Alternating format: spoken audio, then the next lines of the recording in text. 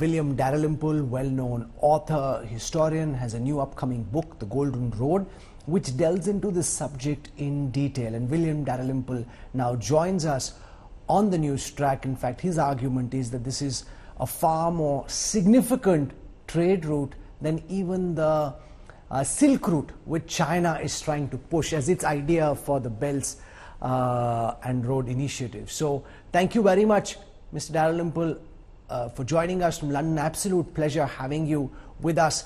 Could you start by explaining to our viewers, as we look at this India, Mid East, Europe corridor in the current geopolitical context, can you give us a historical context in terms of the ancient roots of this trading route? Mr. Dalrymple, welcome.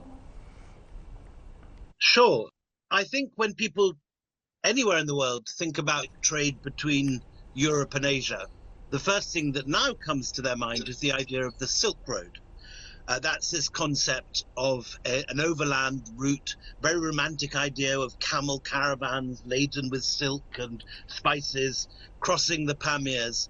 And the traditional conception of this is something that links China with the Mediterranean, with the Roman world in the Mediterranean. But actually, the Silk Road is a very modern idea. It was only invented in the 19th century by a German geographer called von Richthofen. It only came into the English language in the 1930s and only really became popular in the last 20 or 25 years, and has in a sense been militarized by Xi Jinping and the idea of the Belt and Road, the idea that this is an ancient trade route that could be revived. While if you look at the classical period, at the time of the Romans, the big east-west trade route was nothing to do with China at all. It was with India, and it happened not over land, but over the sea, up the Red Sea. And what allowed Indian sailors and the Romans to come backwards and forth with surprising ease was the winds of the monsoon. The Tibetan plateau heats up in summer and it cools in winter. And this creates a very predictable wind pattern, which allows you to sail from India to the Red Sea, to the Egyptian coast, in as little as 6 weeks if you've got the wind behind you. You then have to wait for the wind to turn, but you can then come back when it does in an equally quick time. 5 or 6 weeks is all it takes to sail from Egypt to India. Okay. And at the time of the Romans, this wasn't just sort of something that a few explorers and intrepid mariners did. This was a major world economic route. And we have records of the Roman geographer and economist Pliny complaining that all the gold in the Roman world was bucketing out towards India, because he said he was a very puritanical ex-soldier, and he said that all these decadent Roman women want to wear silk from India, they want gems to cover their breasts, they want all this sort of foreign exotica. He's saying, why can't they just be happy with good, Roman wool? And he says that there were 250 Roman cargo vessels alone leaving just one port a year in his time, and sailing to India. And the ports in India was Bharuch, which is modern Gujarat, Muziris, which is near Cochin in Kerala, and the Paducah, which is beneath modern Pondicherry. Could you explain the nature of this trade? What is the kind of material that Indian merchants were carrying to Europe? What's the kind of material that was coming from Europe to India? What was the balance of this trade? Were we exporting more? Were we importing more? How did this trade really operate? We don't really know. What's clear from Pliny is that the balance of trade in terms of who's making the money is that the Indians were making the money. That the money is the Indians didn't want to buy much from Rome. They were interested in Roman wine.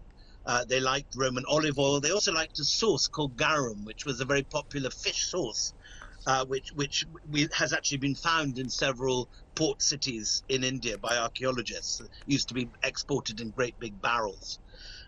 But in return, the Romans wanted very expensive things like ivory, spices, and gemstones. So the balance of trade overwhelmingly was in favor of India. And that's why you find tens of thousands of finds in India of Roman coins. In fact, there have been more Roman coins found in India than in any other country except Italy. But there's so much talk about the Silk Route trade from China, Xi Jinping trying to present that as a historical fact over projecting the importance of the ancient Silk Route. From what you say, it seems that this spice route in the classical period is the actual route where a majority of the global trade happens. So why is it that there isn't enough known about the importance of this ancient route in contemporary times? Why is it seemingly such a novel idea when Biden, Modi, Mohammed bin Salman all announce it? The historical significance doesn't immediately come to people's minds. Well, you're quite right. Well, there's two or three answers to that. First of all is that history, like everything else, goes in fashions. Just like, there are fashions in hemlines or the cut of a shirt or the way you wear a sari or whatever. So in history, there are fashions. And this idea of the Silk Road is such a romantic and exciting idea that it's slightly taken over everyone's sort of consciousness in the last 20 years. And we've forgotten to look at the hard data, which is there very clearly in the Roman documents and in the archaeology, which is dug up. The second reason, I think, is that Indian scholars are very, very good at doing their scholarly writing, but there's been less of a tradition of popularizing their research to ordinary people. I think that's beginning to change now with writers like, Manu Pillai or Anirudh Kuniseti coming up and making very good scholarly history accessible. But for years, I think, the work that scholars was doing was obscured by a lot of jargon in subaltern studies language and this sort of thing. So people were not reading the research that Indian scholars were doing. And I think the third thing is there's a lot of new evidence. There's been excavations in the last 10 years in Kerala at Maziris. There have been new excavations on the old site of the excavations that Mortimer Wheeler made at Arikamedu outside Pondicherry. And most excitingly, there's been a major excavation in Egypt at the main port that the Indian sailors used on arrival, which was a place called Berenike. And in the last couple of years, they found not only a wonderful, slightly Gandharan-style Buddha head, the first ever found in Egypt, and made locally, made in Alexandria, they think.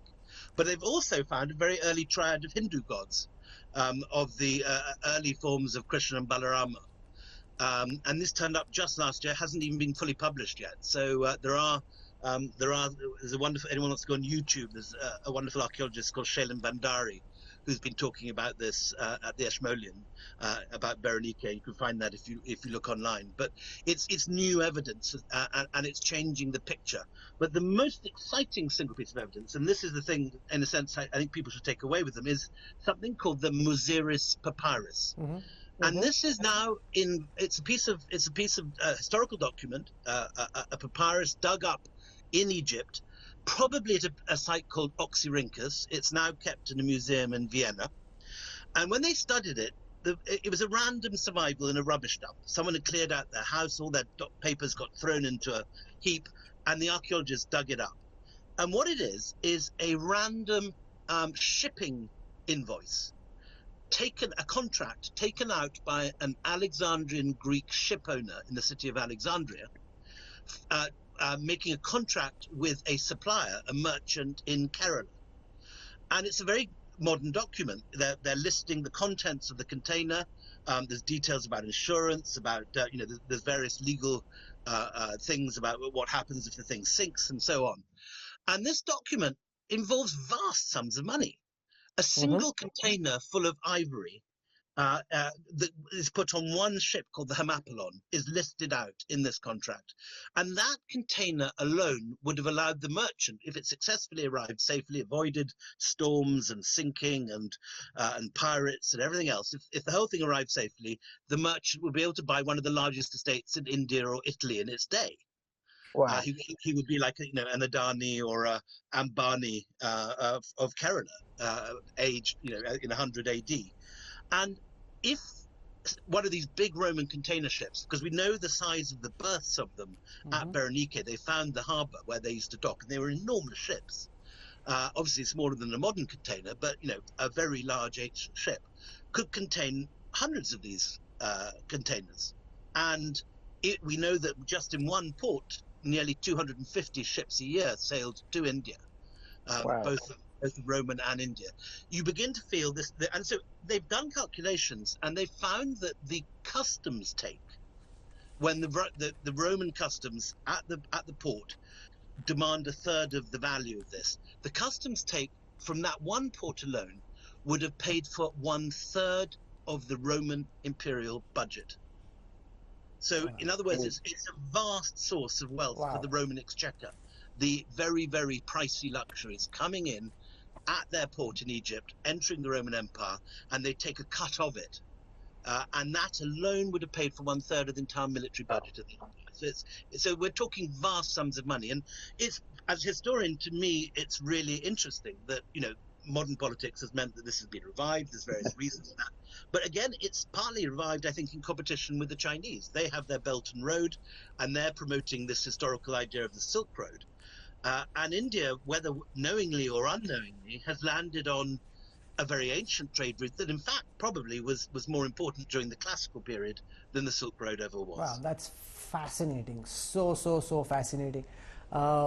Boats and rail initiative of the modern era, as it were, to take on the Belt and Road initiative of Xi Jinping. So this is the trade that starts in India, goes to Europe. William Dalrymple, what's the role of the Arab world at that time in the early period of the classical era? What's the role of the Arab world in this trade? What's happening there?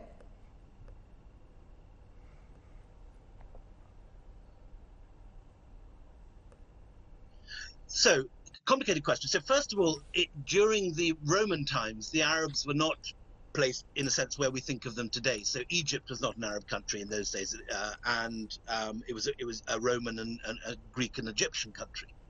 There are 3 different races living in Egypt. So the Arabs at that point control areas such as Yemen and Aden, which controlled the frankincense route. And that was another of the very important imports into the Roman Empire, because it was what incense for temples was made from.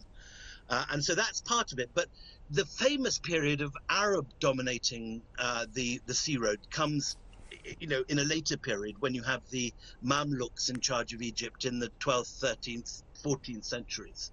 And that's another great period of sea trade between India and the Mamluks, because the coast of India has many Muslim principalities on the western coast by that stage, who are trading directly with their co-religionists in Egypt and the Gulf. So this is something which is an essential part of Indian history, simply because the monsoon winds have always allowed sailors to do this. All Indians need to do, unlike any other nation in the world, is put up a sail, and they go in one direction for half the year, and they go in the other direction in the other half. It's a major natural asset of India, that it's always led to it being a great trading and seafaring nation. That's why you've got huge Indian diaspora all over the west, the east coast of Africa. It's why you've got Hindu temples all over Angkor Wat and the coast of Cambodia and Thailand. And this is the subject of my next book. It's called The Golden Road. It's about the diffusion of Indian ideas, using those monsoon winds to take them all over the world, but also to use the overland route to take Buddhism to China. And we always forget that Buddhism, an Indian religion, took over China for a bit of the Middle Ages, and that with Buddhism came ideas about yugas of time, Indian ideas of astronomy, astrology, magic, all sorts of Indian conceptions came, if you like, sort of hostage with the religion. As Buddhism became popular in China, so many other aspects of Indian science and Indian astronomy came with it. Okay. So there's a whole world that we've forgotten about the export of Indian ideas. And it's not in distant Vedic past. It's not some stuff, some people get very overexcited about the Vedic past and start talking about, internet and the Mahabharata and spaceships in the Ramayana and this sort of thing. It's none of that sort of highfalutin thing. This is solid historical stuff that's happening, particularly between the 1st and 2nd century BCE through to about the 11th or 12th century CE. So about 1,000 years, India is exporting its ideas, exporting its science in a very real and tangible way. And you don't need to be a sort of hyper-nationalist to see this in very clear terms, the way that China becomes a Buddhist country, Southeast Asia has major Buddhist and Hindu monuments, and eventually Indian numbers and Indian science spreads first to the Arab world and finally belatedly in the 12th century to Europe, which is why we use Indian-derived numbers today. Such a fascinating historical insight this. William Dalrymple, for joining me on the News Track. Thank you very much. Absolute pleasure, sir. Thank you.